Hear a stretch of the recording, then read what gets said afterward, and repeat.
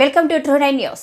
జనవరి 13వ తేదీ శనివారం నాడు స్థానిక బద్వేలు సమగ్ర శిశు అభివృద్ధి అధికారిని కార్యాలయం వద్ద అంగన్వాడీ వర్కర్ల సమస్యలు పరిష్కరించాలని AP anganwadi workers and helpers union Badvel project committee ఆధ్వర్యంలో 33వ రోజు రాష్ట్ర వ్యాప్త సమ్మెలో భాగంగా చర్చల పేరుతో అవమానానికి గురి చేయడాన్ని నిరసిస్తూ పంగనామాలతో నిరసన చేపట్టడం జరిగింది.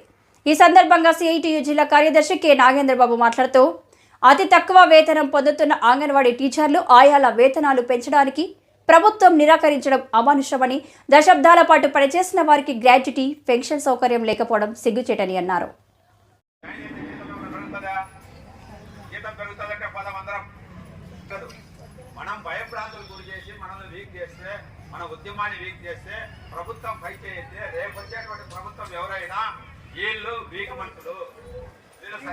పోరాటం చేయలేరు, వీళ్ళు చేతగాని వాళ్ళు, వీళ్ళు దగ్ధం 6 రోజులు పోరాడతాం.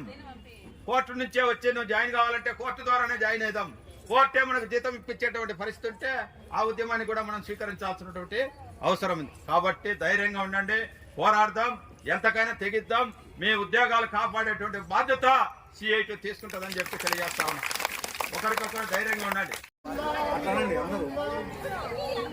సజ్జల రామకృష్ణారెడ్డి అన్న మాట గోయిందా, జగనన్న అంగన్వాడీ వర్కర్లకు ఇచ్చిన మాట గోయిందా, గోయిందా, అంగన్వాడీ వర్కర్ల ఉద్యోగ భద్రత గోయిందా, సుప్రీంకోర్టు తీర్పు ప్రకారం గ్రాట్యుటీ గోయిందా, రిటైర్మెంట్ బెనిఫిట్స్ గోయిందా, రిటైర్మెంట్ బెనిఫిట్స్ గోయిందా, కనీస వేతనం 26,000 గోయిందా, రిటైర్మెంట్ అధికంగా వేతనం ఇస్తామన్న మాట గోయిందా.